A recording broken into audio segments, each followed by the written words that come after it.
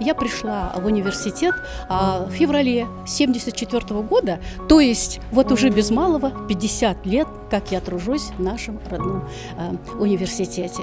Именно университет направил меня в целевую аспирантуру, где я отучилась в аспирантуре, в очной аспирантуре, и после защиты диссертации, приехав в наш вуз, меня уже назначили заведующей кафедрой. И вот с 1983 года с перерывами я работала в качестве заведующего кафедрой 30 лет, с перерывами по 15 лет, а в перерыве с 1998 года и включительно по 10, это 12-13 лет, я уже была деканом факультета психологии, основателем и деканом факультета психологии. Вот такой большой профессиональный путь я прошла в нашем сначала институте, потом в университете, а сейчас я профессор кафедры общей педагогической психологии на нашем факультете. Конечно, прежде всего, искренние поздравления всему нашему коллективу, нашему руководству, нашему уважаемому ректору Салавату Талгатовичу с таким днем. День рождения – это всегда особенный праздник для каждого человека. Это особенный день.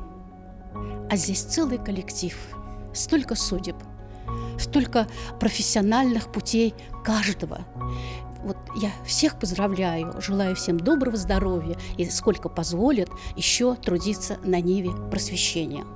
Я продолжаю работать, и я не могу сказать, это уже так, это уже неинтересно. Вы понимаете, мне еще до сих пор интересно. Когда я каждый год беру первокурсников, вот этих вчерашних школьников с их горящими глазами, которые приходят, и они смотрят на тебя, и они хотят учиться, они хотят научиться быть психологом, познать, и мы вместе с ними идем.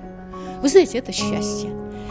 И когда говорят о педагогической профессии, что это самая главная профессия на земле, но эта профессия и самая главная, и самая благодатная, она же и самая трудная. И поэтому нужно быть особым человеком, который работает педагогом, преподавателем и в высшей школе тоже. Поэтому я думаю, что и убеждена даже, что все наши преподаватели, работающие в нашем педагогическом, родном нашем педагогическом университете, это особенные люди. Это особенные люди, наполненные каким-то светом, который они несут студентам, нашим студентам. Наверное, можно много говорить и о педагогической профессии, и о нашем вузе, потому что каждый прожитый здесь год – это год жизни, это год событий, это год образования, это год каких-то реформ.